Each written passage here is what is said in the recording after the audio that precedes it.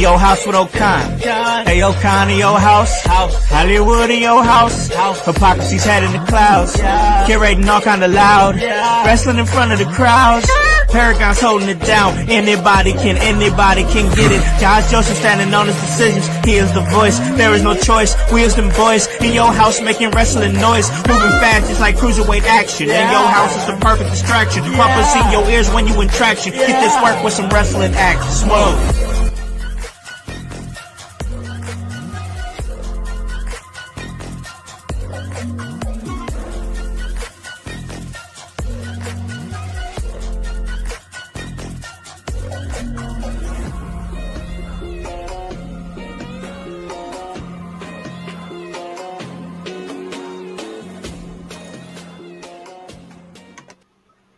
What is up, guys? What is cracking? It's the Con Man, and I am in your house. And you guys already know the vibes. Anytime we slide on through, we're here to give you that work when it comes to this professional wrestling business. And guys, it is Sunday, fun day. And what a Sunday, fun day it is, because not only are we in your house, but football is back, baby. We are back. We are so back. Week 1 of the NFL season's kicking off right now as we speak. But listen.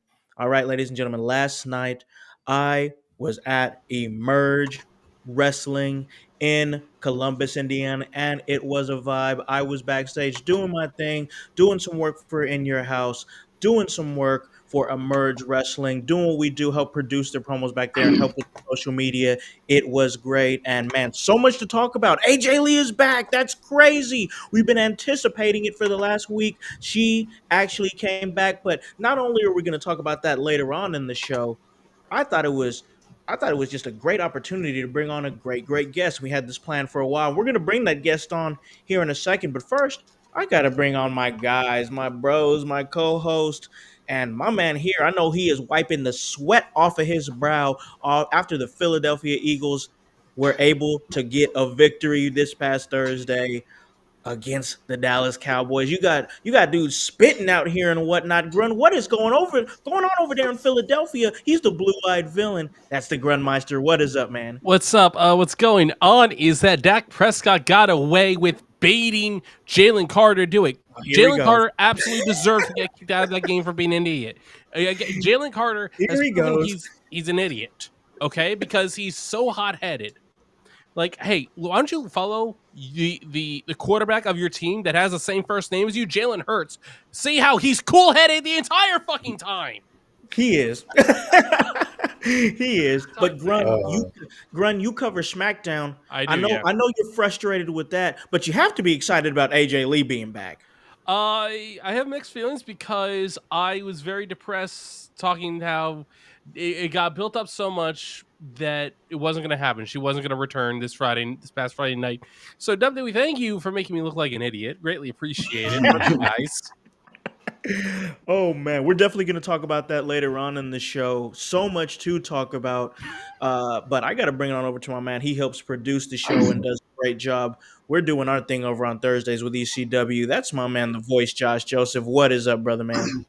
What is up, household? How are you doing? You can see Philly and their spit roasting has gotten Grun all fired up. So join in for that one. And we got a great guest lined up for this one.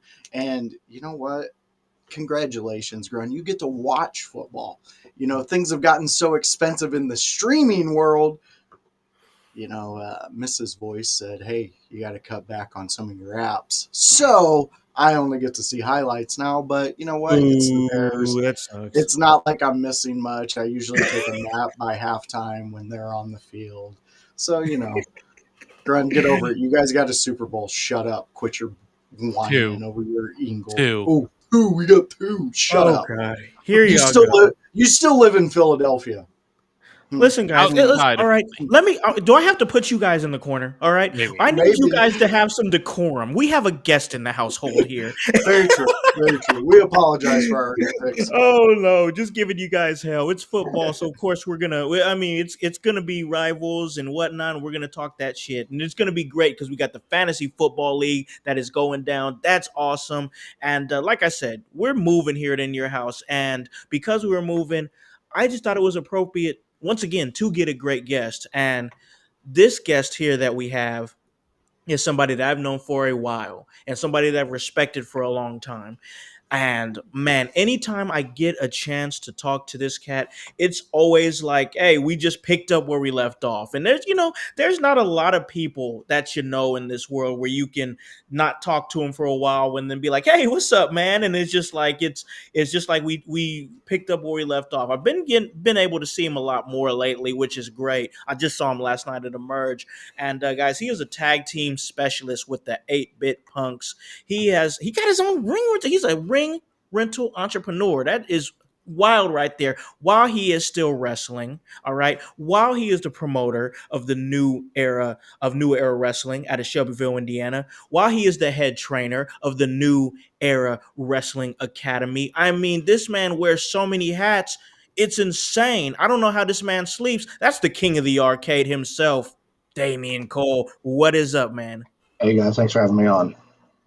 Hey, we appreciate you coming on, man. A man that wears many hats in professional wrestling, and we appreciate you coming on and doing everything that you do. So, man, like I've said to you before, we just talked last night. You're always moving. You're always on the move.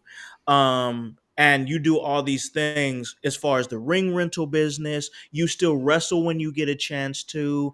The New Era Wrestling. I just saw that you had some of your new students from your new class Yep. that were at the show last night, so that was really cool. I guess I just got to start with this, man. How the hell are you doing all this, brother? Dude, I exist on caffeine and spite, I swear. Like for everyone that told me my whole life that I couldn't do this, for everyone that said, no, that's not possible, it's an asinine dream. Why don't you go to school, do this, do that, get into a trade? I've known from the time I was 9 years old that this is what I wanted to do. And I may not have ever done it on the grandest stages of them all, but I have now been making professional wrestling from one, my entire adult life, and two, for longer than I haven't been. I started at 19 and I'm 46. So this is all I know. Like, Yeah. what? Eat, sleep, wrestle, repeat. Yeah. Yeah. No, that really is how it is with you, man. And all the things that you do, all the different hats that you wear, it is insane to see the movement that you do. I got a chance to really see you wrestle at Emerge when I was doing commentary. And you were in that angle with Dylan, Oh, which the DC squared father son tag team angle. yes, which was great. I remember that I because I when absolutely loved it. I yeah, guess it when you was guys won the tag team titles together, that was just one of the best stories of Midwest indie wrestling. It was awesome. that it was never supposed to happen. The brass at Emerge came to us and were like, hey, DC, you're one of the Emerge originals. You've been here since show one. Yeah. You've been out for a while. Your son's now on this tear. How would you feel about working an angle with your boy? And it was supposed to be like a one and done, maybe two spot uh, tag team, and the crowd loved it. We loved it. It was very some of the original Emerge fans that still come, some of the diehards. I see them every month. When are you getting back in the ring? When are you going to be here? It's like, whenever they want me, I'll be here. Yeah. And tagging with the boy was just the whole angle with Beef was great, and Yeah.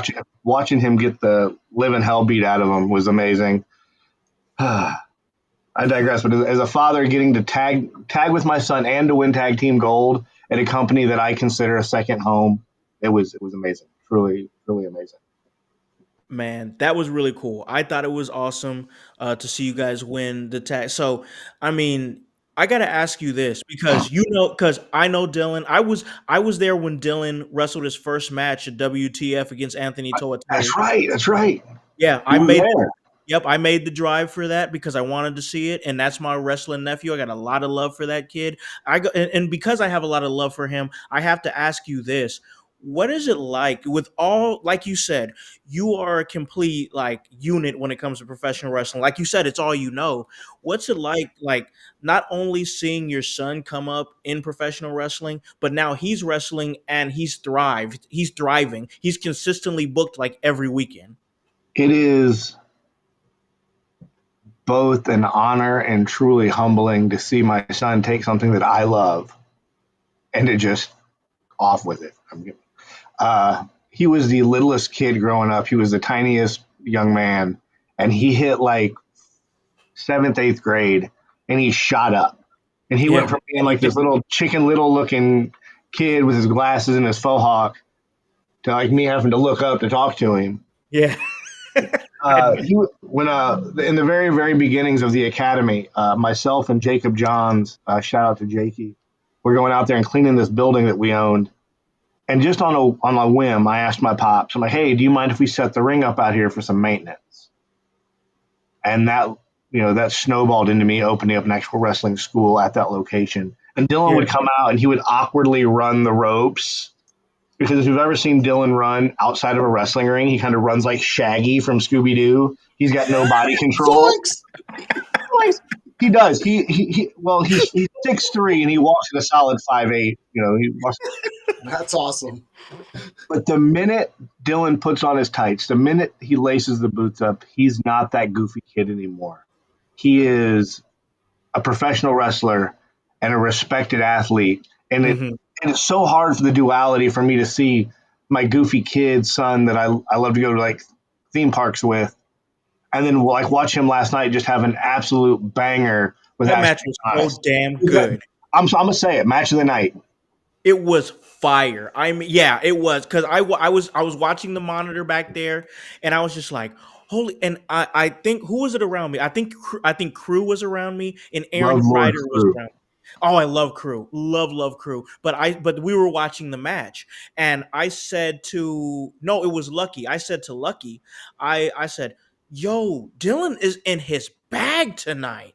Because he was pulling out all kinds of moves I never saw him seeing. Like when he did the Dean Ambrose second rope rebound into the Claymore, I was like, yo, what the hell?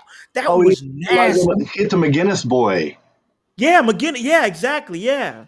That was cold, bro. Like I was like, Dylan was just, it's gotta be amazing to watch, bro, as a father.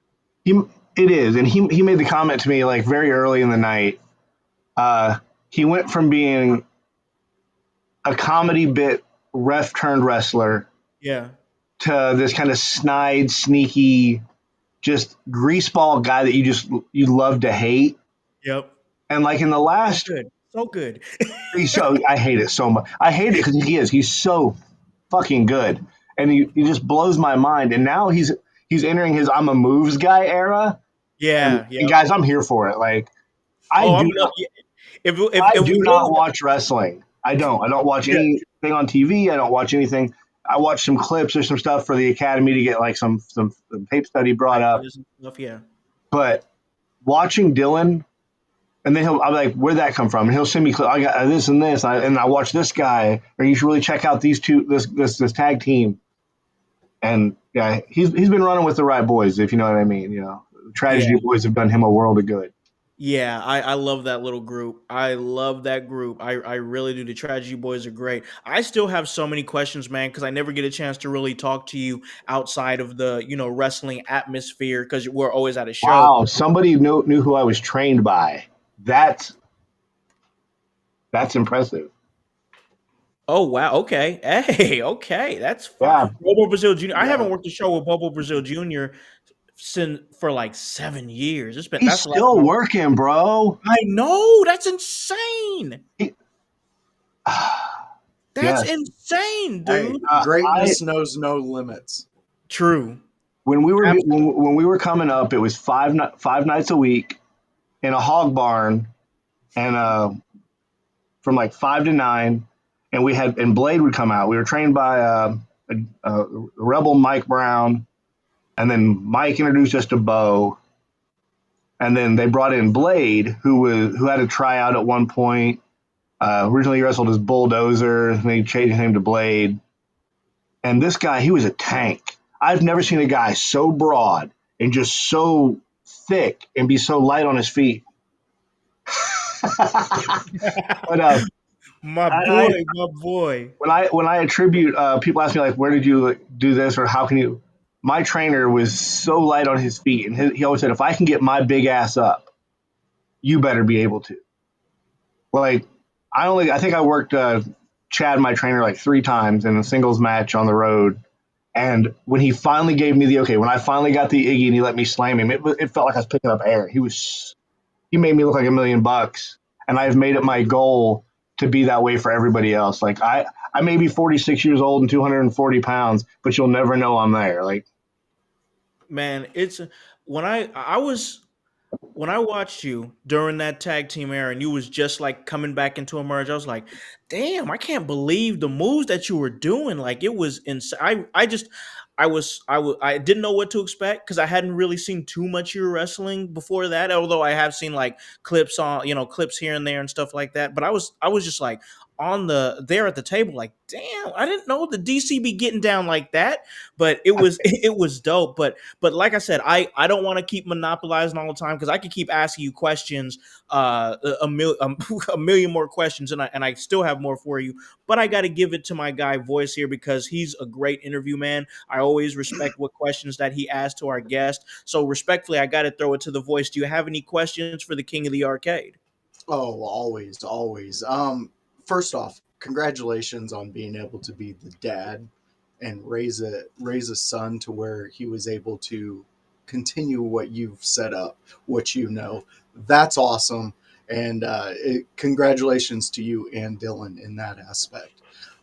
So Dylan aside, you say you have this academy. Are there any other people that you're coming out of your academy that we should keep our eye on, who we Oh, should great be question. noticing and Hell of maybe a question. putting on our radar? well, if you don't already have him on your radar, Braden Lee, Oh uh, yeah. one of my prodigy students, came to me as a senior in college and was wrestling on the Greyhounds wrestling team, doing 2-a-days with them, and then coming to training at night, still in his sweat-soaked singlet, and working for 4 and 5 hours a night at the academy. And his Hey, class was literally 3 people. It was Braden Lee, Leon Lux, and Jake Carter. And those 3 guys just ground it out for hours, 4 and 5 nights a week. And the academy at that point in time, it was very primitive. It was, block walls, no lighting, no heat, no air, giant, lead glass windows that you get cooked within the daylight, and it was pitch black at night. And besides Braden, of course, I gotta give a shout out to Idris Wolf, who just signed with Power Slap. yes, Idris is I know amazing. Idris. He's got a 5-fight deal, as they call it, and I'm super stoked for him. He just went to his second year out at the Cauliflower Alley Club doing the on the fly, where they line you up, heels, faces, Yeah. and that you just pick you go. Give me 6 minutes. Give me 8 minutes. Wow. This is his second year out there for that. He made some really good connections the first year with Sin Bodhi and Future Stars, and I can't say enough good things about Idris Wolf. Just cannot say enough about him. Um, I guess the next in line I would have to say would be, the Menace, Dylan. If you guys are Yes. all very familiar with him. Oh yeah. And out of the current academy kids, my current co-coach, Zach Henderson, once Yes. again, Yes. referee turned wrestler, dipping his toes into the ring right now, working a lot at Supreme Wrestling down in Madison, Yes. uh, doing some stuff in Summit Pro, doing some stuff in New Era, tagging with guys like, like I almost called him Wade Castle, with Jordan Dye. We love Wade. Come back to us, Wade. Come back, Wade. Oh man, that is great. Listen, real quick, I want to stay with New Era because I got a chance to go to New Era and work with Sam, and that was a great show, man. That was I loved amazing. it. Yeah, it I was was so great glad to get I atmosphere. was so glad to get my one-on-one with Sam before he hung him up. Man, I am so glad about that. Like, to be honest with you, bro, I'm just gonna keep it all the way real with you. Like, that was a special moment for me. You know what I'm saying? And the reason why is because it's like I know it's my second to last time that I'm gonna be riding with Sam as far as like going through the curtain as him being an active competitor and me his manager, and then the respect that I've held for you for so long that I was like, damn, I just get a chance to be a part of this, like for real. Like it was just great to me. So that was a special moment for me. But New Era, you are bringing some real great talent in and out of there. Like Anthony Toatelli and Eric Surge, and I mean just the talent that you bring, and then the women's talent that you're bringing. I know you had Ari Alexander a few months ago, and Love man, art. you guys are just doing great work. Like tell me a little bit more about New Era Wrestling, the promotion. New Era Wrestling, the promotion, is kind of like what my vision of what professional wrestling on an independent level should be. We Mm-hmm. know where we are. We know we are in the pecking order. We're not a super indie show. We don't have a huge online following. We Mm-hmm. are family friendly professional wrestling with a focus on intricate stories and characters. We're not just out here doing flips and dives for no reason.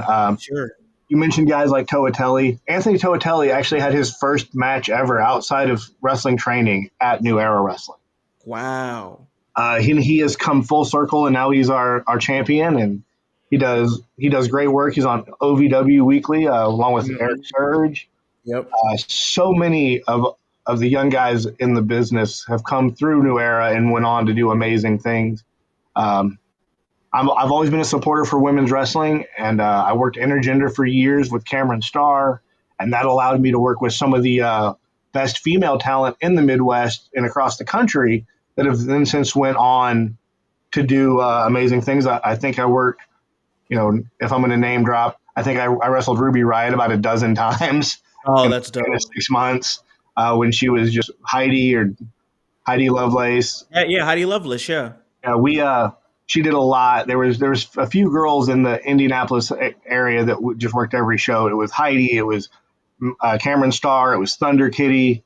Then we would Yeah. bring, yeah, it was just a great time for women's wrestling. The Amazing Maria was around at that time, Yeah. Yeah. and Yeah. occasionally, like every 3 months, you would have the queen of professional wrestling, women's professional wrestling, Casey Carlisle, when she was on her NWA women's run, would come through. I had the privilege of working several shows with Casey Carlisle. She absolute professional, just amazing talent I never looked at as a women's wrestler. I just viewed her as a wrestler. Yeah, right on, man. No, that is what's up. I dig it. We're getting some real active stuff in the chat here, so we appreciate you guys being a part of this episode here with the king of the arcade, Damian Cole. Guys, we are here on Facebook, we're here on YouTube, Twitch, and we are on X as well. And then later on, you can catch this on the podcast version that's on Apple Podcasts and Spotify. And man, this is already setting up to be a great conversation and what we've already had so far. So we talked a little bit about New Era Wrestling. We talked a little bit about the academy. We talked a little bit about you wrestling and your wrestling ability. But let's talk a little bit more about you being a tag team specialist. I mean, I know that you have worked with the 8-bit punks. You have been, and that's what I like. What I like about what you're doing is the fact that yes, you are a prominent tag team guy with the 8-bit punks, but then you had a tag team that made sense with your son, like plug and play, man. And that's what I like about that. But tell me a little bit more about the origins of the 8-bit punks. Okay, so this is the world's worst wrestling story, and it is not as nearly as Ooh. it is not as climactic as you would think it would be. We were Aaron and myself. Aaron was the first kid I ever trained. Aaron Anarchy. I trained him on Yeah. the road, old school. Like he'd come and pick me up, and we'd drive 10 hours for some ring time. Yeah. So we were both wrestling for Jerry Wilson's Hoosier Pro Wrestling down in Columbus, Indiana, where I met Donnie Idol and Ricky Ruckus and all those Yeah. cats. And we Mhm. were on match 9 of a 12-match card. And Jerry Wilson came up to me and said, "Damian, you've been wrestling babyface for a while, right?" I said, "Yeah." And he looked at Aaron and said, "Aaron, you've been wrestling heel. Why don't y'all just tag up and we'll combine matches 10 and 11. So we had about 12 minutes to figure something out. Mhm. And I think My the God. first time we went out, we didn't have a name. It was just Aaron as Aaron Anarchy and me as just Damian Cole. Yeah. And we went out through the curtain, and brother, it was just bits. We didn't wrestle a lick. I think I back chopped the ever living hell out of some little Italian kid, and I took a backdrop, and that was about it. And we came back through the curtain, and it was like TJ Powers and like Rob Conway and Hillbilly Jed / JD Mariani sitting back Yeah. there. And Jed just shakes his head at me and says, "Y'all out there just being a bunch of 8-bit punks." And it's Aaron and I went to Waffle House that night. We kicked around an idea for like what we wanted to be. We sat through 4 or 5 car ride sessions picking out entrance music. And we thought about, Daft Punk, and we thought about some other songs from other like techno bands. Yeah. And I was super into the group Hyper Crush. They were friends of mine. I reached out to them, and they were like, "Yeah, you've got permission to use anything you want." At a time when I was tagging with Cameron Starr, we came out to a Hyper Crush joint, and it really fit our dynamic. And so we chose the song "The Arcade," and we did the 8-bit punks at Hoosier Pro for a little bit. And then when Emerge happened, I was the first person behind Donnie Idol announced to the Emerge roster. Mm-hmm. And so my promo / entrance video for my debut at Emerge is like I say my spiel, I introduce myself to the people, and I walk off. And Aaron Anarchy follows behind me and goes, "They'll have tag teams too, right?" And he followed me, and so that's how he made his debut to Emerge. Oh wow, I like that. That's awesome. Emerge 1, I wrestled Dash Venture, and then I Emerge 2, we wrestled the Van Zants, and we've been solidified as a tag team across the Midwest ever since. We would go up to wrestle Windy City and Anarchy Pro in Chicago. We did that on and off for about a year and a half. We'd go up there, and it was a huge honor for us to be out-of-towners, to be outsiders in the Chicagoland area. But when Anarchy trading cards, the 8-bit punks were the number 1 trading card, first one they gave out. Wow. When you went through their training, down their training hallway, the first tag team you saw was the 8-bit punks. Every team that was there wanted to work us, and we wanted to work all of them. We worked the Enforcers and all those just great old tag teams from the Chicagoland, Windy City era. Mike Anthony Ball up there. All those guys were just so amazing. Superbad Santana Starks treated us with so much respect and so much kindness. Gave us so many opportunities. Rest his soul. Superbad was a great guy. Right on, man. No, I love to hear that, because I am a firm believer that there's just there are tag teams. There's a lot of makeshift tag teams. Yeah, there's like Billy and Joey go out and do a match. Yeah, exactly. But real gel together tag teams are just so rare. That's why I appreciate what you guys do as the 8-bit punks. That's why I appreciate teams like the Original Sins. Love the Sins. Yeah, Tyler Lydon, Mean Dick Michaels. I love them. They're one of my favorite indie tag teams ever. I mean, I just love what they do so much. They're a unit together, and it's just so great to see, man. Talking about tag teams, though. Yeah. Sage Phillips and Jordan Dye, the Matt Daddy. Yes. Oh, yes. I got a chance to see it. Oh, my gosh. In the last few years, like you said, tag teams are just this guy A and guy B. Seeing 2 guys that are established and respected singles competitors form a fairly dominant tag team. Yep. And I love it. And I won't lie, I'm Eric Bischoff. As a promoter, I hate tag team wrestling. I hate paying 4 guys to do the work of 2. But as a wrestler, I really came into my own when I started tagging, because one, pro wrestling psychology and real world psychology are completely different things, and they don't make sense unless you're in the business. Mm-hmm. Tag team psychology is a completely different animal. But once you understand the 4-man work is 2 dynamic. Yeah. That each team has a head and a tail, and everybody has their own respective jobs. Once you can make all 4 guys get on the same page, or if all 4 guys understand tag psychology, there is nothing fucking better. There is no better way to tell a story than with tag team wrestling. And I'll stand on that till the day I die. Hey, I'm not going to argue with you, man. Most definitely not. I love it. I love me some tag team wrestling. We gush about the SmackDown tag team division on a weekly basis here on the network. But I'm going to throw it once again to my man Voice, because once again, for my dollar, Voice is one of the best interview guys in the business. So Voice, what question you got from my man DC?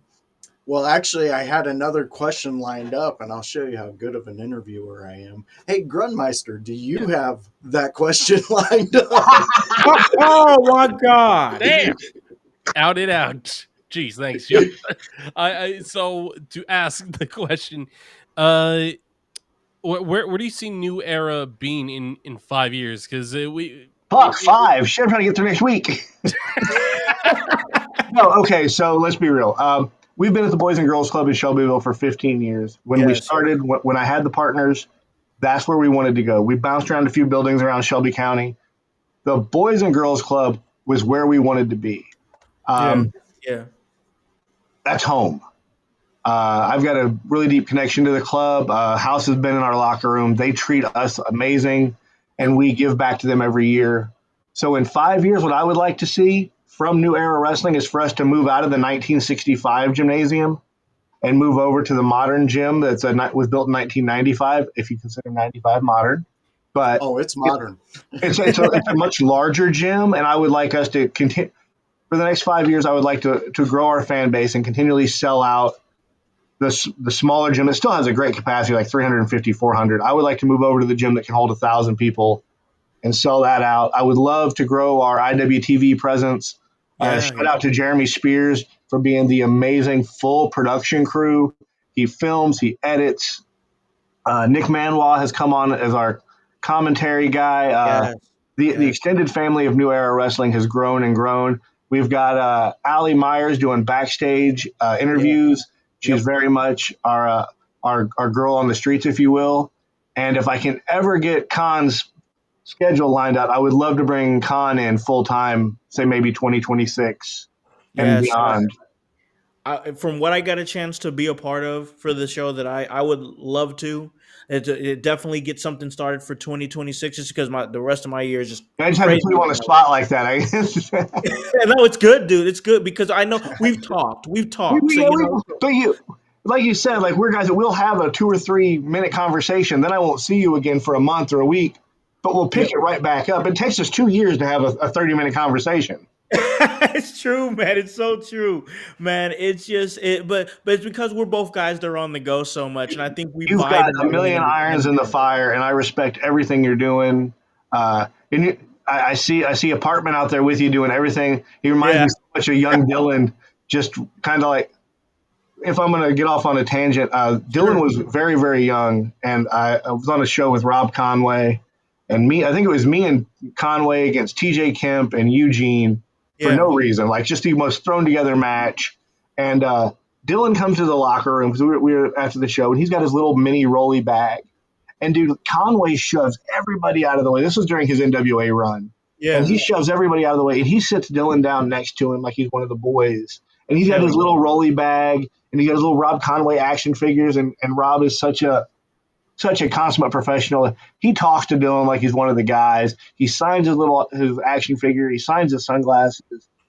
And like, there are grown men like clamoring to talk to Conway in the locker room. And he is making all the time in the world for Dylan.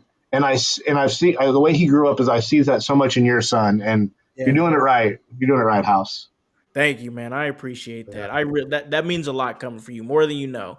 I really appreciate that. But listen, I gotta ask this question. I gotta shift gears here, because what were you doing on my timeline in some music video, eating spaghetti with your bare hands? Dude, okay, what is happening? I like pasta. No. Okay, so I was sitting at home one day, as we all do, and I'm scrolling Facebook before I start my day. And I see Dan Garza, everybody knows Diamond Dan, had messaged me about being in a music video.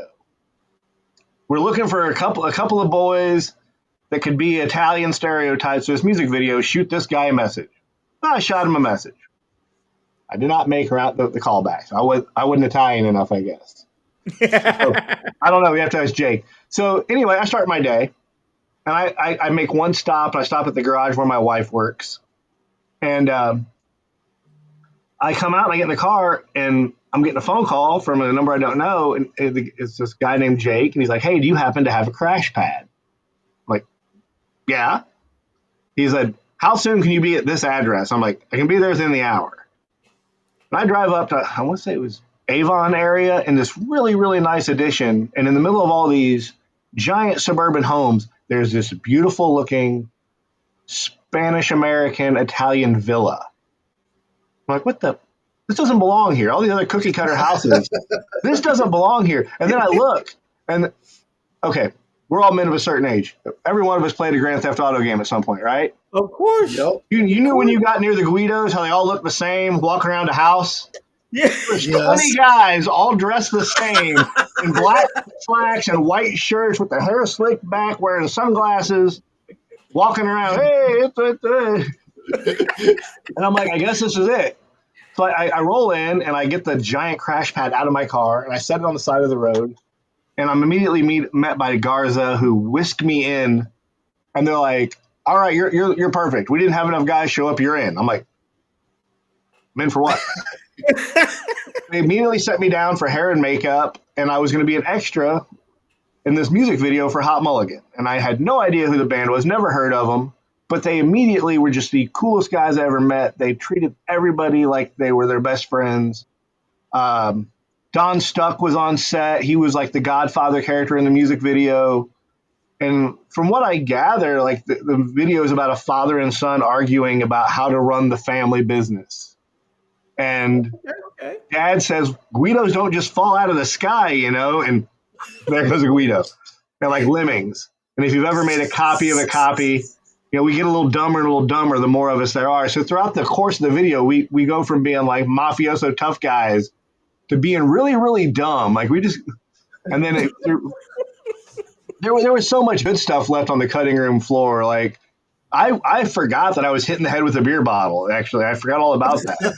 I did not forget about the giant bald guy beating the hell out of me against the villa wall. And I'm like, he was a monster. And I finally was like, hey, I know you're the stunt guy. You're the UFC fighter guy. You're the private security guy. Can I show you how to throw a work punch? For the love of God, can you quit hitting me in the ribs? And he was so cool. He's like, what do you mean? So I said, do you mind if I hit you? And I threw a worked jab. He's like, that's so cool. I'm like, yeah. My ribs get another day. And I think we shot that scene with him and the other guy punching me against the wall like 12 times. And then at one point, like they're like, all right, well, father and son are arguing and the band is playing. We want you guys just to kind of come in and just kind of gabagoo it up. You know, you don't know what you're doing. Dan's walking around with a giant pepper grinder. One guy's got a pocket full of spaghetti. He's eating spaghetti out of his pockets. And they just walk over to me and hand me a bunch of spaghetti. So after about the fifth take, fuck it, I started eating the spaghetti. Everybody's being as dumb as possible, trying to get a little more screen time. So I just start eating the spaghetti, and Dan walks over and starts putting the pepper on it, and I drop a big glob of it, and I pick it up, and I eat it, and I feed it to somebody else. Like nobody knew any. Like I knew Dan Garza, and there was another kid from the dub there. He did. I can't remember. I lost his name, but one of the guys had just gotten out of prison that morning. Awesome. Oh, wow. Yeah, like then the other guy that was an actual Italian showed up. He's like, I heard you're looking for Italians. I happen to be Italian. I'd like to be in this music video. And we're like, okay. That was the guy that me and the other brother like give the double gut punch to, and he just explodes spaghetti. That's awesome. This is amazing. See, we hear all the negatives about social media and everything, and this was a fantastic story. See, and I couldn't talk about it. Like we could not talk. We had to sign gag orders. No kidding. So I happened to have, you know, we all had our phones out. We were taking, like, I sent my wife a photo or two, but it was very like a picture of Dan Garza. Then like Don Stuck had something like a PA take a picture of all the Italians together in front of the villa, and we were able to release that. But like nothing to the band. Like I had some videos on my phone of some stuff that had happened like on set, and like stuff that people had shot like on their phones, and we were sending to each other, like for personal use. Mm-hmm. Yeah. And then I wake up about 2 weeks ago, and Dylan is like, "Dad, your music video is out," and I'm like, "Well, all right, if they release it, I guess I can put this all out here." That's fantastic, man. And like I said, so much so much good and bad got cut and left on the cutting room floor for that Smells Like Fudge Axe video. Like they had a bunch of different like ideas for the ending. Like one, like the band was gonna like the Guidos all got wind of something. We all took off running, and then it was the Guidos were gonna be chased by the band. Very Scooby-Doo-esque. And then it was, how about all the Guidos that have been spawned turn on the band? Like we finally noticed the band. Like they've been playing in this villa the whole time, and we're like, huh? And then like we become murderous, and we just snuff out the band. That's wild. That's awesome. That is wild. The drummer was the hardest part because we couldn't figure out how to get back to the drum kit, and finally they had like some pipe and drape up to block off an area. I'm like, just have old boy hide behind there the entire time and come out when it's time. So that was my contribution to the video. It's like, I'm like, just have this dude just hang out while we kill everybody else. He doesn't need to walk up and around. Like we're losing daylight. It's like 7 o'clock at night. It's like July. It's hotter than hell. Oh my gosh! Like I sweat. Like I sweat like a whore in church. So like I'm just sweating off makeup. Like my hair went from being like grease black to brown every 30 minutes. And at first I felt very like when I finally had a suggestion. I remember the director was like, "Yes, Guido with the sunglasses," and it was yes, the sweaty one. But I got very comfortable just going back, hey, I need my makeup touched up. Hey, the makeup girls were great. The PAs were all great. They took amazing care of us. The band were awesome. And I've since become a fan. Like I immediately, once I found out the name of the band, on the way home, I pulled up Spotify. I'm like, play me some of their shit. And I like it. Yeah. But I tell everybody, I listen to everything from like Motown to Motorhead. So I'm a hard cat to classify. It just depends on my mood. Sure. Dude, that sounds exactly how I was raised, man. It would go from my mom listening to Frank Sinatra to all of a sudden a Motorhead song. Okay, so like when I'm in the kitchen, I've got Rat Pack radio on, I'm cooking, I got Sinatra and the Rat Pack. Then I'm going to go out and cut the grass later. It's going to be Skrillex and 7L and Exoteric. Like, dude, that's my childhood. Yeah, exactly. That's insane, man. Like my Pandora radio, my thumbs up is like, it like messages me randomly. It's like, are you sure this is the only one person using this account? Oh man, DC, this has been an absolute treat, man. We appreciate your time, man. It's just been such an amazing conversation, and being able to get more stories out of you than just, hey, I got to do this stuff backstage. Oh boy, you got this stuff over there. Like it's just always nice to just kind of break things down and chat with you, man. So because you gave me your time, which we very much appreciate, man, more than what you know.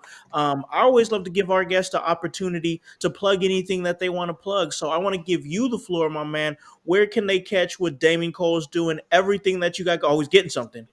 He's getting something. He's getting something. something. A guest like this is going to have props. Oh, there we go. September 20th. I get to wrestle someone I've really, really respected my entire career, or I should say his entire career. For the first time, I get to get in the ring with Danger, Josh Crane. Ooh. I have known Josh since he was like 13, 14 years old. He has become an amazing talent, internationally traveled, worldwide respect. How many times have you been to Japan? Several. Yeah. And I tell everybody, whether you like his style or you don't, you have to respect someone like a Josh Crane that came from nothing. Just one of the young dragons, one of the OG kids trained up here in Indy. Yep. It's been all over the damn world, guys. Come on. I am so looking forward to being punched in the face really, really hard by Josh Crane. Oh, that's going to be amazing. I envy you so much right now. Aside from that, you can always find me at the New Era Academy Mondays and Wednesdays from 7 to 9. I'm out there grinding with the new class. And just about every wrestling show every weekend from Kokomo South, either myself or one of my people will be there setting up and tearing down wrestling rings. Huge shout out to companies like Summit Pro. Aaron and I are the Summit Tag Champs. They run, I think it's like second Sunday of every month, third Sunday. I've spaced when their next event is. Naptown All Pro. for giving young wrestlers a voice, being for nap, by nap. I absolutely love the cats out there at Naptown All Pro doing amazing business and getting the word out about professional wrestling and trying to prevent gun violence on the east side. Bless J Rose and his crew. Love that cause. I love Of that course, Emerge Wrestling. I will always be there. I will be at Emerge Wrestling until they physically remove me from the premises. But other than that, you might catch me about 3 hours a night laying down. A busy man that he is. That is the king of the arcade. Damian Cole was in your house. We appreciate your time, man. Like, as you already know, but I'll tell you right here on the air, I have a ton of respect for you, man. You know what I mean? You've always done right by me, treated me right, and I look forward to doing whatever I can do to help New Era in 2026. So at the end of the day, man, I just really want to thank you. Thank you so much for having me on, guys. It's been a blast. Let's do it again. Absolutely, we will. And Grun voice, we're going to talk all things going on SmackDown. But first, we're going to take a break. We're going to pay some bills. One last thank you to our great guest, the king of the arcade, Damian Cole. We're going to come back and talk some SmackDown. Hello, everyone. It's the Pope Elijah Burke, founder and president of the Love Alive charity. I wanted to take this brief moment to share with you my charity's continued humanitarian efforts to positively impact the impoverished communities in and around the greater Jacksonville area. This cannot be possible without your support. If you'd be so kind, please take a moment to visit our website, love-alive.org, to learn more about the charity and its mission. Also, feel free to donate to our 501c3 organization that operates off of the donation of the public, which is you. Whether that be by website or via Cash App, $1 help makes a difference in the lives of others as we continue to positively influence many people by being the change that we wish to see in the world.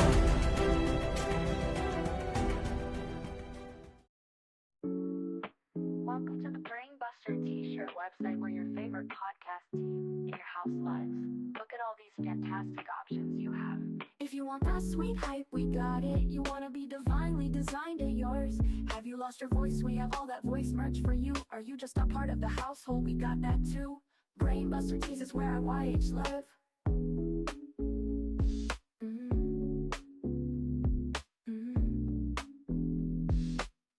Brainbuster Tees is where IYH live.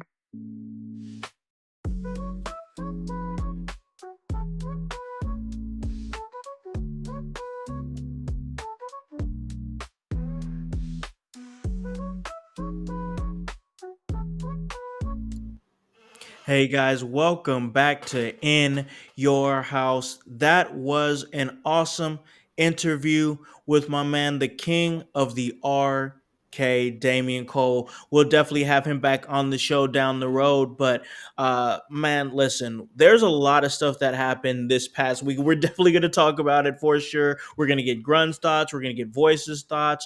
We're going to continue this episode and have a really great episode. But, I was getting ready. I got up this morning, fellas, and I was like, man, I'm so excited because I knew that we were going to have this big guest and we had SmackDown to talk about. And I know that, we got the fantasy football league that's taking place right now and everything that's going down with that. And we'll have updates on that in the coming week as far as who won, who lost, and yada, yada. It's going to be great.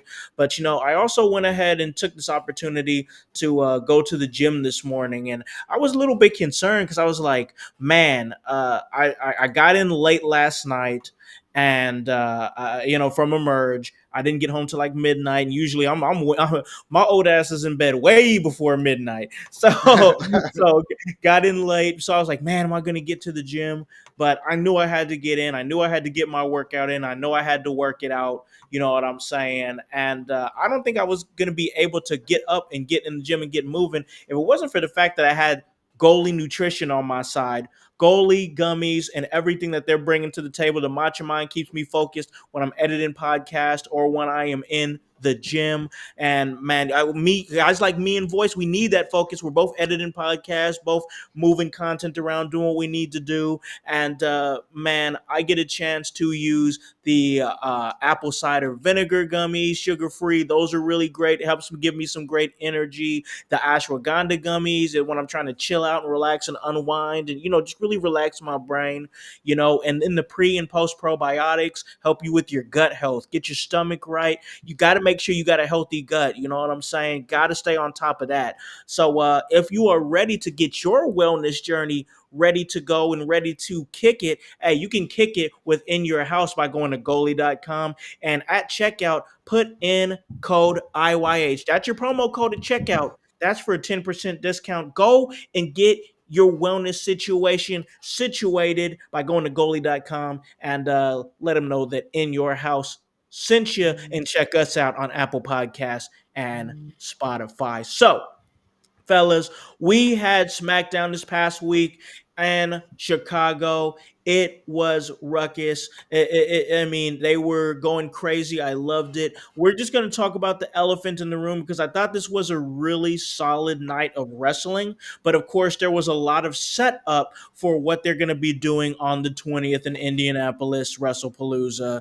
And we definitely got what everybody thought we were going to get. They didn't play any games, they didn't swerve us or anything like that. They just gave it right to us. AJ Lee has returned to the WWE, and man, I got to ask my man Voice here, because we haven't even talked about it yet. That's the thing. I was on the move doing a lot of stuff yesterday. I was moving Friday night. It was just like I was in bed, and then I went to bed pretty much right after that, and then I was on the move busy really on Saturday, but we haven't talked about it. Voice, AJ Lee is back. What was you thinking when you saw that, man?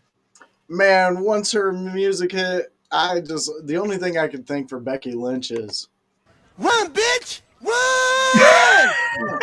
because shit was about to get real and CM Punk warned her. But I was in your camp.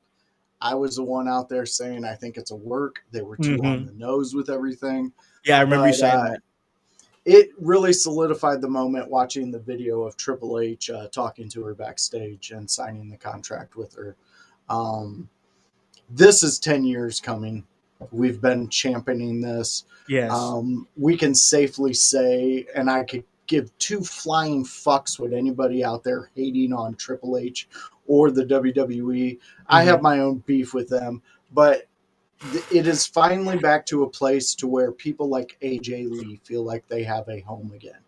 So I'm super excited for that. What I really hope is when Naomi gets done with the bourbon and doing all that stuff. All right. That when the comeback comes, we get Naomi and AJ Lee. Because I want to see that. God. I want to see two of the craziest people do it in the women's division, go at it. And then to add the extra spice that Naomi needs her title back because it was taken from her because of one romantic moment. So anyways, we get to this point. We have AJ Lee back. I'm so excited to see this team up with her and Punk and Seth and Becky. I want to see this intergender match. I don't care what you're out there saying, oh, the intergender matches suck. They never do them good. Who cares? This one's going to be done right. So it's like, who cares? We enjoy lining up. We enjoy taking the medicine. We enjoy watching what comes of it. And when you put these four top talents of any promotion into one storyline, it is nothing but money. And AJ Lee was the icing that cake fucking needed. Brother, you wonderfully said, because I mean, and me and Aaron Grider were talking about this last night. I was talking about this with a couple of the wrestlers last night. Like, and it's so crazy, dude. Like, I was in a wrestling locker room last night, bro, of a credible, mid-tier independent company, and these wrestlers are in the locker room excited about, like, talking about it, bro. Like, that's insane. That's the influence, dude. That's the influence right there. I mean, and I know you were riding with me, voice. I know you were riding with me, voice. You know what I'm saying? As far as like you were watching back then, and you saw the impact that AJ Lee had on the women's division, on a listful, lifeless women's division, and I think Grunt even said something like this a couple of weeks ago on the Sunday show. As far as that, but there was no life in there. You had AJ Lee that came in and changed it. She was the center of the division, and she even brought the women's storylines to like the main event. You know what I'm saying? To like the men's main event when they were tangled up with CM Punk and Daniel Bryan at that time. So she was doing some great work then.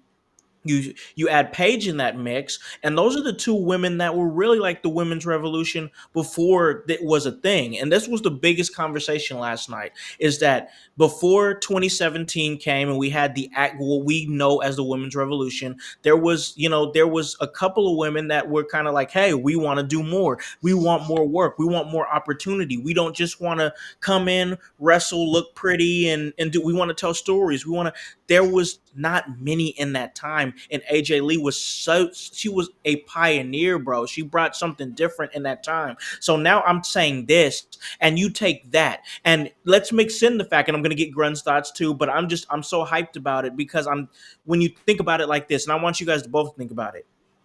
When she left in 2015, AJ Lee, it was because of injury reasons. So she retired in 2015. Since that time, she became like a spokesperson for like wellness and like working out. So we all know that she's in amazing shape. All right, incredible shape. Okay, you could make a case that being in regular shape is different than being in ring shape. That's fair. That is fair. Well, guess what? She's been training for the last couple of months with CM Punk on the low. She's already getting in her stride, bro. She's already getting in her stride. Not even counting the fact, bro, she's only 38 years old. Yeah. We talked about it on this show before. Wrestlers are hitting their prime in their late 30s.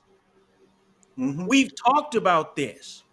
Not only that, you take that a woman who got out of the business unceremoniously in 2015 and didn't really get her flowers, but has absolutely influenced an entire generation of wrestlers, of fans. She has. You take that in great shape, at a great age, already ready to go in the ring, and you're dropping her in the bucket with Becky Lynch. Yeah. You're dropping her in the bucket with Bailey. You're dropping her in the bucket with Rhea Ripley. You're dropping her in the bucket with Naomi when she comes back. Io Sky, you're dropping her in the bucket with her. You're dropping her in the bucket with Chelsea Green. You're dropping her in the bucket with Charlotte Flair, Alexa Bliss. Come on, bro. Come on, bro. This is an amazing acquisition. If there was no better reason for CM Punk to come back than him just being back, it's to get her back and have her influence in that locker room. I've said enough. Grun, what are your thoughts, man? AJ Lee is back in the WWE. You know what? I think one thing that people need to remember is that sure, AJ Lee retired due to injuries, but at the same time, like it seemed like her heart wasn't in it anymore Facts. because WWE was a very different beast back then. Yep. WWE was very much Vince was still not totally sold that women at that point could perform as well as the men, or at least was offended when he did see that because he thought because unfortunately, and remember, like this is because Vince had been in the wrestling industry since he was a teenager. He Sure, Mhm. built it. he built Yep. he He built it to what it was that day. he did absolutely, and women, yes, every decade they got a little bit better. Trish, Lita, that generation, they were great for their time. Yeah. He did not ever think that there would be women as good or better than Trish and Lita. No. Becky Lynch, Charlotte Flair, Sasha Banks, Bayley, Roxanne Perez, Rhea Ripley, Liv Mhm. Morgan, Alexa Bliss, countless I women. ran out of fingers, Grun. Yeah, because they all showed that they are as good, maybe better than Trish and Lita. And Vince, it's not that Vince did not want to fire. He could have fired them whenever he wanted. He didn't. So clearly there was enough people telling him keep them, keep them, keep them, keep them, keep them. Let them Yeah. do their thing. There was Yeah. enough people. Well, and he clearly he knew. Okay, there is something here, and it's not the guys suck because we all knew the guys. Yeah, the product wasn't as good, but what we never said that it was the talent's fault. It was the It's booker. writing. Yeah. Well, can we hit the chat with exactly where Grun is? Perfect lead Let's into go. this. Let's because get it. Brother BKL, you have been with us since the start of this And episode. thank you. We want to hit you with this. Go ahead, Howse. Okay, so our brother says, but the question is, this can Triple H book AJ to return back to the ring and wrestle in WrestlePalooza in mixed tag team. So are So you I asking? think he's saying past this event coming up. Past okay. Can Triple H book her past this? Because this is easy. This is easy. This is like shooting fish in a barrel. Sure. Because you have so many talents, so many people ready for this moment that this is like your shining star. But beyond this, is Triple H and what he's putting out there, are we comfortable with AJ Lee getting good storylines and things like that? Oh, no, good question. I like it. Yeah. No, I mean, dude, when I think, okay, so let's get this out of the way right there. That it's already been put out there. We've seen the video of her and Triple H. She signed a multi-year contract. So we know it's not a one-off. This is great. This is great. So, and the only thing is, I think Triple H can absolutely book AJ Lee great for sure. I don't think it's gonna be I don't think it's gonna be like supremely like, I know she did a lot of like love storylines back in the day, and like with Daniel Bryan and CM Punk and then Kane and everything. I don't think that's gonna be it. I don't think we're seeing that. I think we're going to see her tell juicier stories. I think we're going to see her challenge the women's division in a way that she challenged the women's division back in 2013. And man, I got to tell you, I think some of these stories do write themselves. Brother BKL, Grun, Voice, I think some of these stories do write themselves. I do too. Her and Roxanne Perez, come on, brother. That tells itself. You don't need a million writers for that shit. All you got to do is go on the internet and see Roxanne Perez dressed as AJ Lee. That was one of her muses, one of her inspirations. You know what they could do? I think she's awful. I think she's terrible. I think she's one of the worst women's wrestlers in my personal opinion, but still she has history with Nikki Bella. And I'd love to see Nikki Bella and AJ Lee. They have history. If anything else, I'd love to just see AJ Lee destroy Nikki Bella on the mic again, just like she destroyed Nikki Bella on the mic back in 2013. That's a happy memory for me. Dude, hey, and if I'm booking it and I'm writing it, I'm holding off on the Roxanne one. Because I want that. Yes. Hold off. And I really think there could be a really cool angle where AJ Lee kind of leads a group and replaces what Bayley did with Damage Control. And she hooks up with EO, those guys out there, and where they're all like doing a group. And she kind of has a little group of misfits. And they don't always have to be with her, but they know that they're loyal to AJ Lee. And that's just me personally. Most people aren't going to buy into that. But I do think that in this Triple H era, and say what you want about the man, I don't care. I look at what I see. I see the results of what I like. Yes, this deal coming up with ESPN, I'm not happy about that. I am so pissed off about that. But I get over it.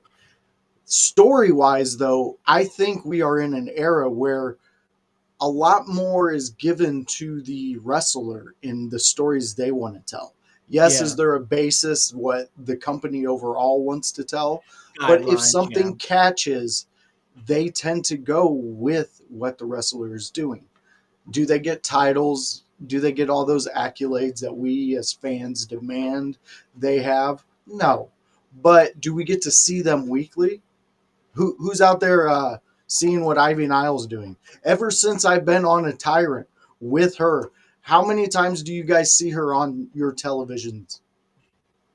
Every other week, maybe.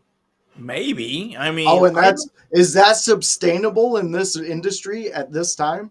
No, No. there are a handful of people that can pull that off, and it is not unestablished talent. Yeah. So I mean, I'm here. Whatever they're going to do with her, I think is going to be great because, as I see it, this is her moment to get the flowers that she deserved 100%. instead of it just being taken away out of her hands. This is her time to be able to give us the things that she wants to give us, the company wants to give us. And then at the end of it, I don't see her signing another contract. To be No. on screen or things like that, I see her maybe possibly doing something with the talent coming up, things like that. But Yeah. she loves the life that she and Punk, Phil, whatever you want to call him, have built. And Punk's also getting up there in age. Like Yep. the dude's going to be doing stuff, and he's going to be a pillar in the wrestling industry until the day that nobody knows CM Punk. But that's going to be so many years from now that it's insane. And Seth is the next in line for that. It's Yeah. a continuous thing, and I just love where they're at. And I really, really, really do hope that I'm right with this and she gets some of the most amazing storylines coming up. Yeah. I agree with you, man. There's just so many possibilities with her right now. Oh, And yeah. it's exciting, man, to see what she's gonna do, who she can face, and it's just another one of those things where WWE. I mean, and I said this on social media. You're taking a true needle mover because I'm telling you, you cannot convince me otherwise because I lived in that time. I lived in that era. I was watching wrestling. Anytime AJ Lee showed up on the TV, she was getting full attention. Not just, and I'm not just talking about, like, get this out of here. I'm not just talking about the horny fans or whatever. I'm talking about the real wrestling fans that are like, she's intriguing. She knows how to tell a story. She's great in the ring. She's telling good stories. Like, I understand that some of it she was telling romantic stories, but and that was that, and That's the that was writing. that's the writing. That's the Yeah. writing. But as far as bell to bell, when she had the mic in her hand, when the camera was on her, she is somebody that I truly think embodied the voice phrase. She took her 5 minutes. She did. Can I ask you guys a question? Sure. Aside from us knowing she's coming, then hearing the pop from the initial music hit and things like that, what about that interaction made you guys pop? From the time she came out to the time she left. Unfortunately, I can't say that I really popped for it, and it's more because I was trying to avoid seeing any spoilers for SmackDown. I usually watch Okay. it later. Unfortunately, guess what? That That was failed. everywhere. Yeah, that Yeah, was everywhere. You yeah. didn't get to miss that one. Fuck. Okay, If we're- Grun. And plus you're on the side, you're waiting to see what they do with her. I Yeah. am. I think for me it was the skip. The skip. Okay. So Part of it was the you're skip. the nostalgia of her coming out Yep. doing that. I Mine understand. was- I understand that she's going to do great things, but yes, in that moment, it was definitely the skip, the sitting on the second rope, the crazy look in her eye. It was in that moment. Yes, I can 100% chalk that up to nostalgia. Okay. Mine was her picking up that title and the interaction she had Yes. as she Oh was my walking God. out. That right there shows you AJ Lee lives and breathes inside that body. That shows you that not only was she taking care of herself physically, that shows Yeah. you that she's been working. She Yep. understands the assignment. And when she held that and she looked at Punk and she was like, it would look really good on me. And then they just It walked would. away with it. Boom, that's AJ Lee. That's what the women's division needs. That's the energy. That's the vibe. That's where you go, I see what you're doing and I'm here for the ride. Here's my ticket. Strap me in and let's fucking go. Yep. 100%, bro. 100%. And I guess we'll end this talk on this, and I get some of Grun's thoughts. I get Voice's thoughts too. This is just a little side of me because I know we've talked everything we can with AJ Lee. Is this AJ Lee huge signing for the company? Does this give them an opportunity to kind of push Nikki out, get her out of there? Like, no more. Nikki pushed herself out Mhm. with that fucking performance she tried to pass off. Jesus. Jeez. Yeah, I mean, come on. Nikki Bella, she had her moment back in the day. Again, I don't know how many times I got to say it in a 30-minute period, but this isn't the old WWE. This is new. This is the fans aren't buying that stuff. I was sitting back in the late 90s going, why are you guys putting women in this position? Why are Yeah. we not watching them wrestle? Why are we not watching them actually put on matches? Yeah. I was so happy once I started seeing the likes of, even Lita when she was wrestling, not when she Yeah. was doing her things with humping Edge in the Edge. ring. Yeah. Yeah, I mean, did I watch it? Yes, but I was a weird fucking teenager, so it excited me. It was a different time. Anyways, Yeah. but what I'm saying is the wrestling that we are today, this is where I wanted it to be back then. And I'm so thankful we have minds like Chelsea Green. We have minds out there that just they understand where they fit in the puzzle, and that fucking picture is beautiful, Grun. It is so goddamn beautiful. Yeah. It Look is. at that Philly kiss from Yes. Grunmeister himself. Love it, man. Love it. All right, man. So we have talked Wait, about. we got something. Okay, we got something going on with Paragon apparently, or what is going on? Because this is the second time that the chat has said something is Oh Paragon. yes, I do see that. So yeah, they're talking about with Paragon not being at Emerge last night, Oh, and okay. yeah, he was not at Emerge last night, and he was dealing with some injuries. Uh, from what I'm understanding, and I don't want to break any news here or anything like this, so take this with a grain of salt. Things are moving in the right direction for him to possibly return to Emerge October 4th. So that's all I could say right now. Okay. As far as that goes, because like I said, we still got to talk to doctors, then we got to talk to Commissioner Lowe. But yeah, as far as that goes, we're in the right track, moving in the right track. That's all I could say right now. So we'll see where that goes, but that's all I could say right now. But getting back on track here with the show, and my man Grun. And of course, we were just talking about a little nostalgia and whatnot. And of course, my man Grun, his love for John Cena. We got to talk about John Cena's last appearance in Chicago. His last appearance on SmackDown. What the hell? It's getting real, y'all. This is insane, man. It's just crazy. Grun, I have to come to you first on this one. Yeah. Go to Grun. Got to. John Cena's final Chicago appearance, final SmackDown appearance, and what eventually ended up becoming what I'm sure is going to be his final title match for the U.S. title against Sami Zayn in a great match. They definitely went move for move. We saw a lot of different references in Cena's move set as far as opponents that he respects and has worked with throughout the years. That's kind of been a theme of what he's been doing, which I love, by the way. Cena is just doing it so right. Just so much respect for this dude, Grun. I'm setting the stage for you, man. Once again, his final appearance on SmackDown, final appearance in Chicago, who has been crucial to John Cena over the years. John Cena has been eaten alive by Chicago crowds in the past. They've loved him, they've hated him. It's been insane. He has a very special and unique relationship with Chicago final appearance, final SmackDown, final US title fight. Where are you at, man? Dude, I don't know where I'm at because again, this past Friday night when I was doing my podcast, I said, you know what, ladies and gentlemen, it looks like John Cena's final opponent is going to be Brock Lesnar, and there is no guarantee. We know how many other opponents John Cena is going to have Yeah. because you know what, Brock Lesnar makes sense. Doesn't look like Edge is going to. It doesn't look like Edge is going to leave AEW anytime soon. No. Supposedly his contract is supposed to be up soon. I think by October, but there's no guarantee of that. He's doing Edge is doing stuff with Christian, and it seems to be really good. It seems to be a modern twist on their old gimmick, which Yeah. seems to be coming off pretty well.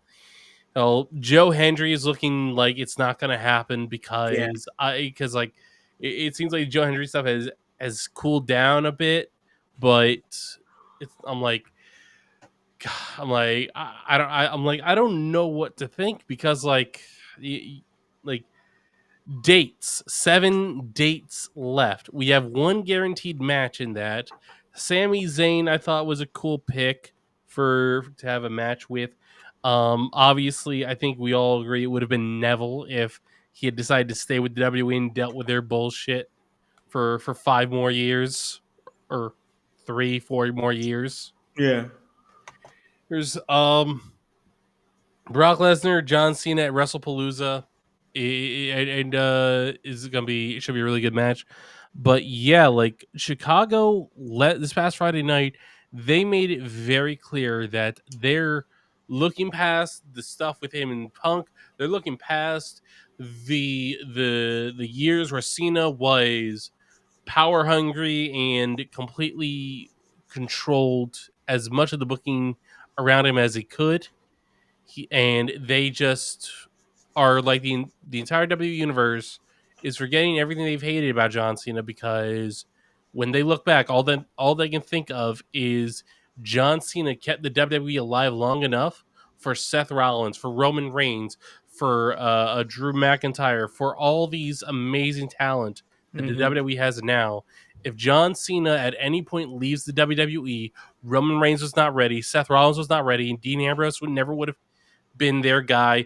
Daniel Bryan's career was already in jeopardy because of all the injuries he had sustained on the indies and the concussions, everything.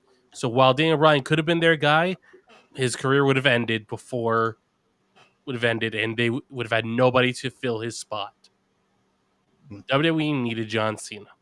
And John Cena stayed relevant and important enough to WWE to keep it alive long enough to put Seth Rollins, Roman Reigns, and others into the positions that they are currently in now, where WWE can survive without John Cena. This is a thank you, John Cena tour. Thank you for everything you've done for WWE. Thank you for everything you've done for pro wrestling. And I like I said, I'm at a loss. I don't know what is going to happen, especially now that John Cena is not going to be on SmackDown anymore. So, okay, so now Braun Breaker, maybe. That would be awesome. But I really hope I'm wrong and that Edge takes a break from AEW to come to I know I see Josh shaking his head and yeah, there is maybe a 1% chance of this happening. That Edge leaves AEW. There's a negative 1% chance it happens. I'm telling you, man. There's a sour. It's that Always Sunny in Philadelphia episode where they get the monkey to replace D, and the monkey keeps making sweet beer and things like that, and then all of a sudden everybody gets drunk and they pass out. Then the monkey fucks their mouths, and you wake up with monkey nut in your mouth. That's what you're wishing for, and I don't want that to happen. And I know it happens out in Philly, but keep it over there. John Cena did exactly, and Landon and all you guys, we will get to your comments. Yes, we're going to get to you. We just got to, we're a show. We're trying to transition into these very smoothly. But yes, what we had was John Cena doing a fantastic goodbye to SmackDown. he did it in front of Chicago. Chicago notorious for just ripping John Cena apart. Yes. I Yep. was there when they forced the child to throw back the Cody Rhodes belt that the child wanted, and the crowd was boo, throw it back, and this kid's just, here you go, Cody, take it back. Cody's like looking at this child, what? I don't want to break your heart, and he takes it and leaves. Chicago is a beast when it comes to their fandom, and I love the fact that they gave John Cena their flowers, because they are also one of the most loving crowds out there. And if they love you, they will give you their heart, their soul, the shirt off their backs in that crowd. And they really knocked it out of the park with Sami Zayn being there.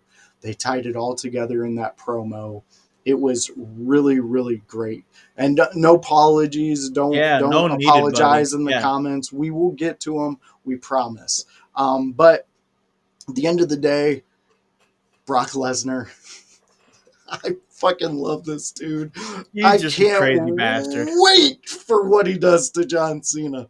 Grun, please keep me into a live chat with you where we can catch all your tears and save them, bottle them up, and put them on tour anytime we go. The John Cena when Brock destroyed him one last time. I'm so looking forward to it.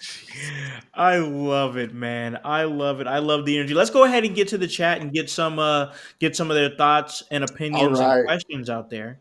So we're going to jump back up to when we started this discussion, and this is what I'm talking about. Brother BKL talking in. That was an insane match. Yes, dude, this was what I called a 5-star match between John Cena and Sami Zayn. It was a great match between those two. And we had Landon jumping in here, and I hope I'm saying that right. What's going on with Brock Lesnar and John Cena?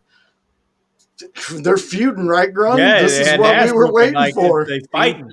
It seems to be what is going on. They're going to be having a match at WrestlePalooza, and I'm personally hoping it is their only match. I don't want a series, because it's like I want to see John Cena face more younger talent. We haven't really seen him do that. We see him face Logan Paul. Great. It was an amazing match. That was a good, it was. But we have not seen. But I want to see him. Maybe him versus Mello sounds interesting, both from Boston, or at least the Boston area. So that'd be interesting. That'd be fun. Him versus Braun Breaker obviously would be a big match. Even if we saw John Cena go to NXT and fought and wrestle some people down there, that'd be awesome. Okay, all right. That would be fun. Yeah, let's stay there real quick, and then we'll get back to the chat. Just give me a quick answer, guys. Who's one NXT talent that you would like to see John Cena wrestle before he retires? You can only pick one. Grun? I am going to go with Lexis King.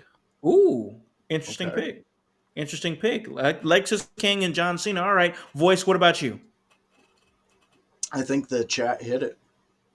I think Landon hit it. I would like to see a Javon Evans. Yeah. Ooh, okay. Okay. Why not? Why not? Absolutely. We saw him versus Randy Orton. Yeah, and it's not like we have anybody down there that has actual ties to John Cena. No, there isn't. There isn't. And for that very reason, just for my own selfish purposes, all right, I'm going to cheat here. I got two, just because it keeps circling around in my mind. The first one is Obafemi. Yep.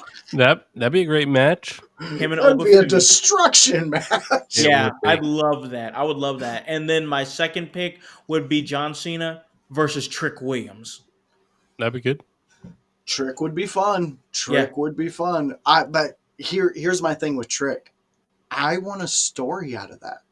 Oh yeah, because I think Obafemi and John Cena would be a better one-off match. Yeah, we can do one-off with those two. Yeah, we could do a one-off match with that. But because of the dynamic character that Trick Williams is, I think you want to see some promos between Cena and Trick Williams. You want to see some build-up, you know? Yeah, I want to see I want to see John Cena push Trick to the Yeah, edge of his brilliance in a feud, in a sure, promotions, in sure. anything that you can get him to the next level to show everybody who's there, still on the fence with Trick, that it just pushes him over. Yeah. Now, here's a question. Since we don't watch them and we're not big, we're starting to get into them more. Who would we want to see out of AEW? John Cena face. Ooh. One match, no storylines, one Nice match, one. one night. We'll even book it at WrestlePalooza. I'm taking my favorite, Brock, off the match. And let's put an AEW star. Who would you like to see him go against? And if you say Edge, Grun, I'm gonna buy a goddamn ticket. You had better to not Philly. say Edge. Do not say Bastard. Edge. His contract is over. Um. Who do you We think? already Grun? Who know you think? that's the match you want, my friend. Yeah. I'm gonna say MJF. Ooh, good pick. Now that's a good one. That's a great pick. That's a fantastic pick. Oh my god, that is so freaking hard because there's just so much talent I would like to see him go against, but I can only pick one. Okay.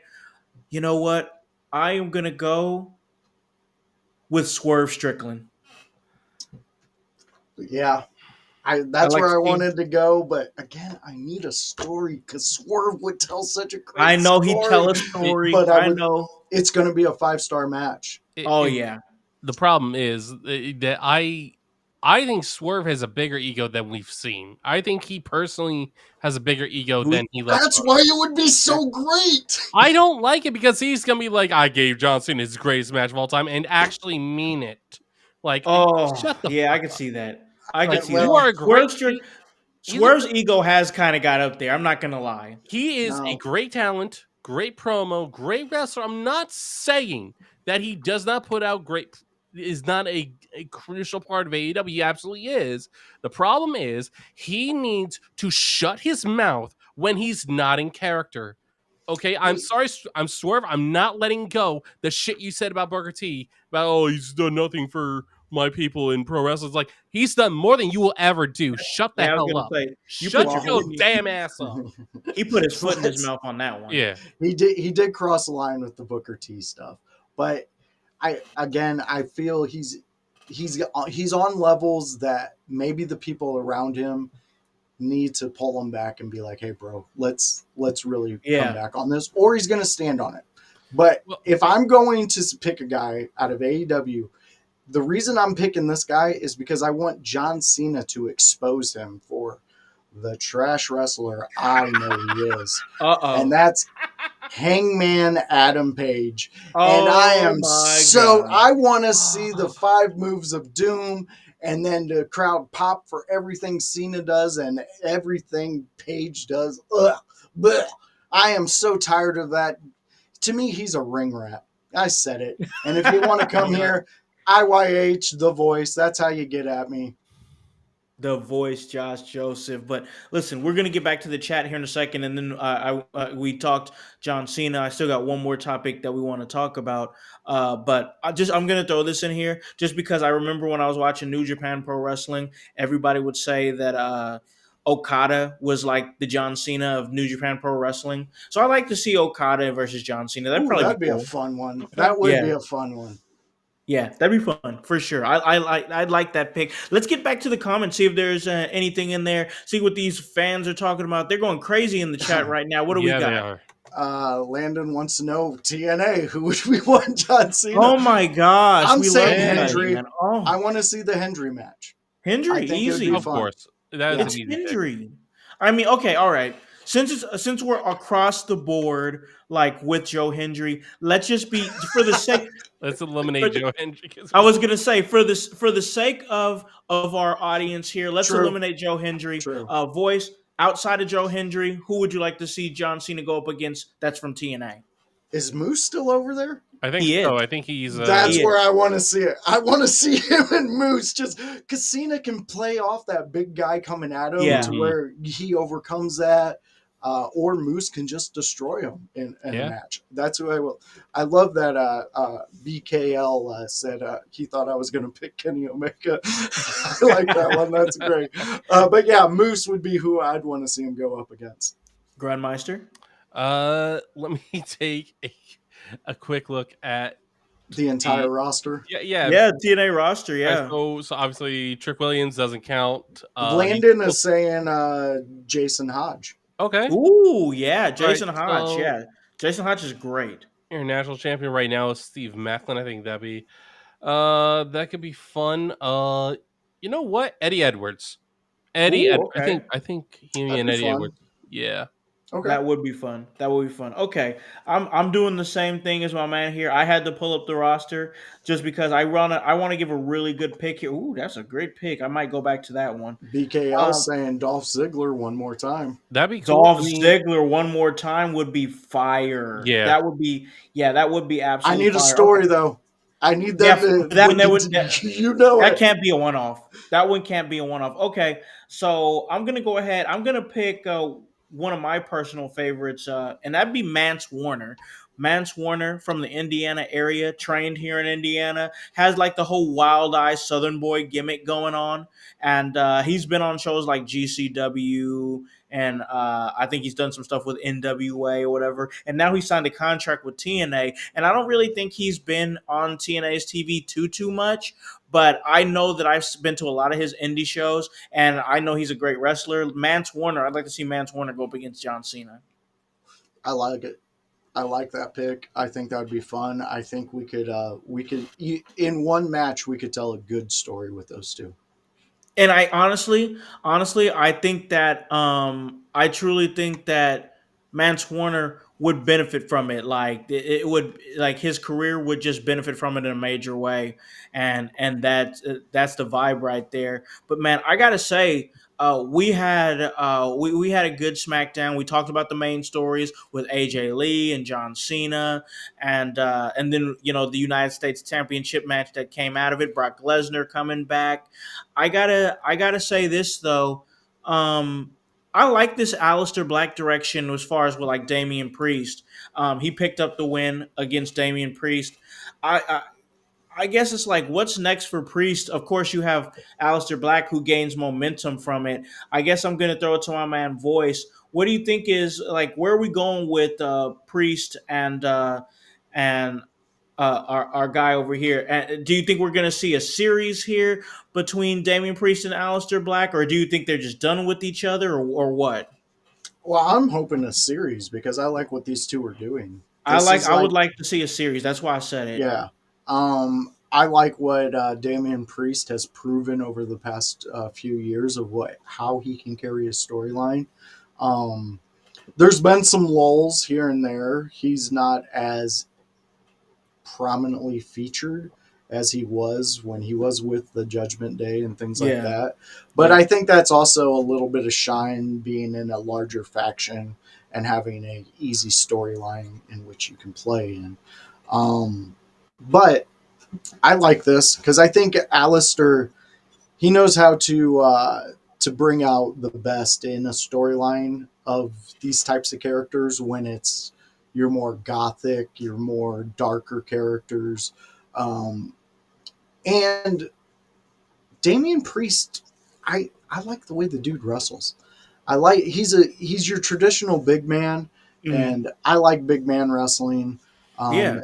And Aleister Black plays in those lines of he have the height, yes, but like if I'm putting up against, like, let's throw him out there, the Big Show. If I'm Yeah. putting up Damian Priest in that match, I'm 50-50 on who's going to win that match. If I Sure. see Aleister Black over there, I'm pretty much going for the Big Show on that one. There's going to have to be some trickery or some injury that Big Show gets inflicted by against Aleister Black. I like Aleister Black, but to me, he's like your bigger mid card guy that can play in the heavyweight world, Sure. depending on who's your champion. Sure, like a really good US or really good IC champion that you can put in main events for the title from time to time, Exactly. or he could tell a main event story. Yeah. Yeah. I mean, I think that's a good fit for Alistair. Like, I mean, honestly, outside of the dark character that he plays, what's been the evolution of Alistair Black? And this is coming from a huge Alistair Black fan. I don't Yeah. want him to change it, but if you're going into that main event circa, that main event era, you gotta have some type of evolution to what you've brought to the plate. Yeah. Yeah, no, I agree with you, man. I just wanted to get some thoughts on that just because this was a very like heavy like setup as far as like WrestlePalooza. We set up a lot. We set up John Cena and Brock Lesnar. We set up the tag team match between AJ Lee and CM Punk and Becky Lynch and Seth Rollins. So I just want to get some thoughts on that because that's one of those matches that I think could have easily got forgotten about on a show that was very storyline driven. And that's what I Oh liked yeah, about this past Friday. It was very storyline driven. yeah. It needed to be though. Where it was, the implications of whose last SmackDown this was. Yeah. That's your time where you can play in the storylines and develop them a lot more because you're going to have that natural fan reaction, especially in Chicago. I mean, those motherfuckers, god damn, they're Yeah. ruthless out there. They They are sure are, fucking man. ruthless. They'll rip you apart, man. They Yeah. will rip you apart. But that's why we love Chicago, man. We'll go ahead and answer this last question, and then we'll right out of here. Call this a great episode. Can we talk about Logan Paul? Of course, we're always down to talk about Logan Paul here at In Your House. Yeah. Like, Right. like Logan Paul is very, very talented and just killing it. I do believe. I think we've talked about it on the show before. For myself, for Grunmeister, I truly believe that in the next less than 2 years, he's going to be a world champion. Yes. I could see it. I mean, the dude, we talk about it all the time on this network. Landon, come in, join us. Join us more. Please. Because you'll Yeah, hear really these do. thoughts. We love what Logan Paul does in a ring. He is so good. He understands the assignment. That match he had with John Cena, dude, the guy Oh my gets it. God. Yeah, he understands, and I fully back what you guys are saying with the in 2 years he's going to be a world champion. Yep. Yeah, I mean, like let's like he like fans do legit hate him, but the thing is, it's for the right reasons. It's because I think John Cena is onto something that Logan. I don't think we're getting the real Logan Paul because Logan Paul on his podcast feels like that's the real Logan Paul, and Yeah. on that podcast he has so much love and respect. He talks about pro wrestling so admirably, and like, dude, I did not realize how hard this is. Like, I'm like, oh my god, I gotta step up my game, and talking about how he tries his best to be better because he's got to get ahead, because that's the only way he's going to become champion, is that he looks, all these other people have had 10, 12 years of training, whether were wrestling or not. They have a leg up on him, so he has to work 10 times harder. He has Mhm. to give a reason why he should be on TV more than Roxanne Perez, why he should be on TV more than Braun Breaker, or at Mhm. least when he is on, it's more important. And and like Logan Paul, like this is really important because even after the show, he posted on his Instagram page how this did not seem like it was Logan Paul, the oh fuck John Cena guy. It seemed like it was Logan Paul was like, dude, I want to join pro wrestling because yeah, it's gonna help me, but it's like this is really cool stuff you guys do. Yeah. And he just made a post with nothing but love, respect, and admiration for everything John Cena has done. Dude, Grun, with what you were just saying, I wish Jericho was still in the WWE with Logan Man. Paul at this time. Oh It my is- God. I never even thought Dude, about. Guys, it is this is currently Y2J again. yeah, it is currently being speculated Yeah. right now. Jericho is not resigning with AEW. Oh. And here's the thing. Like, if we can talk about AEW real quick, like Jake Hager has said that Tony Khan doesn't know how to run the company. And XYZ, ABCD, all these people that used to be with AEW has said there's problems in AEW, and it's not the talent. telling some people were a little bit more respectful. Cody, about saying who's the problem. Jake Hager just flat out says it's fucking Tony Khan. He doesn't know how to run. He comes in, yells at us, tells Sting 6 minutes before the show starts that he's gonna be in the 6-man tag when Sting is not in that kind of condition to just jump in a ring. Wow. See, that is crazy. He said, "I want to see Speed wrestle Logan Paul." That's I don't know. I don't know if Speed is. I don't even think Speed's recovered. getting back in the ring No. ever again. Speed's No. recovered after Braun Breaker destroyed him at the Royal Rumble. Dude, those are the moments I wish they had the Marvel Kombat skeleton. Oh yes, like yes. You just Oh my god, yeah, and then the cutaway to the skeleton. Yes, Yeah. man. Oh Yeah. man. Speed does not give a fuck what kind of option you give him. He does not care how much money he's not getting back in the ring because I bet he told Braun Breaker, give me your best. WWE told Braun Breaker, give him your best. He's asking for it. So show him what it's like. And Braun Breaker's like, really? Give me your really? best. I could go full speed? I could go full speed, Daddy? Yes. Yes, son. Go full speed. And Braun's like, oh, let's go full speed, motherfucker. Dude, he hit him like a mild car crash. And then to imagine being Speed, and every day since then, somebody has sent you that. Oh my god! Just it was viral. Speed said he's coming back. Like, Speed, I'm gonna be real with you, dog. Stay away from Braun Breaker because, dude, you got to put on like another 150 pounds of muscle before or just don't tell him to give them your all. Yeah, exactly. Like, hey, or that. Give me 10% of what you got, but make it look good. There you go. But you know what? I gotta rewind real quick because, bro, Voice, you broke my brain, bro, when you made that Logan Paul Y2J comparison, because now I see it. That's fucking crazy. Yeah, I could see that comparison in a big way. Yeah. Man, fucking Logan Paul in fucking 2000 Jericho. Yeah, I see it. A loudmouth who backs it up. And think about this. When Jericho won the 2 titles, or when he won against Rock and Austin and Stone Cold in the same night. The same night, no one thought he was going to do it. Yep. I feel that that's how they're going to do something with Logan Paul, to put a title on him. And then they're going to let him run and let him have his time and see where it develops. And, you know, there's a good chance, Landon, you might be the one on the chat to say, we might eventually see a face Paul. I think so. And it's going to be a weird type of dynamic that we see.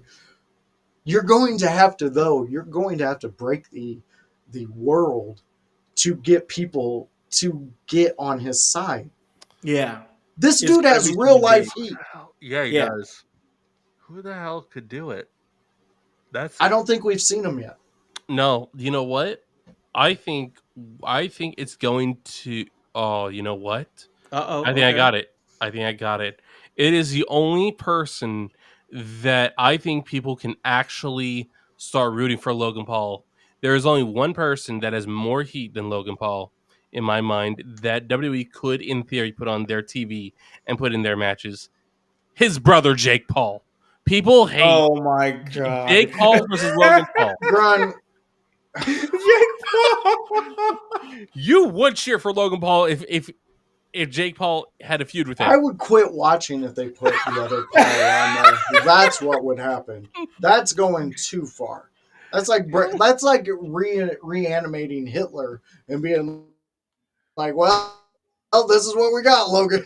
This is who you have to go up against. So the world's obviously going to hate the other guy. You know, like, God, I don't want to see him in the WWE. Just give us the one. We can accept with the one. Well, like, but I see where you're coming from. That's why I'm saying we haven't seen them yet. Yeah. We haven't, and I know we haven't seen his brother in a WWE ring, but I don't think it's him. I think they're going to develop somebody, or they're going to bring someone in. I mean, fuck, there's one dude right now out there. BJ Ray? Is that who you're thinking? No, I was thinking of Raja. If you wanted to really Okay, I mean, yeah. Oh my calculate, God. you want to do it tomorrow, you throw him in there. But I mean, yeah, he is hated. yeah. I Yep. honestly, I don't think that we see him yet.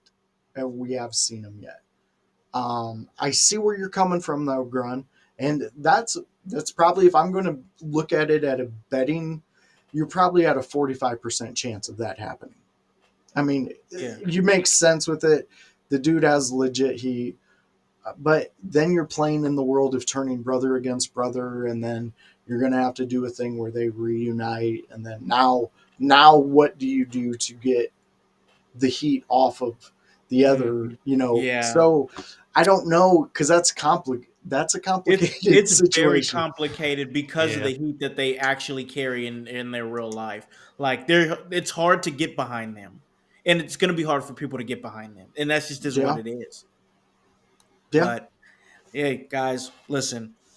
This was another great episode of In Your House. I expect nothing less at this point.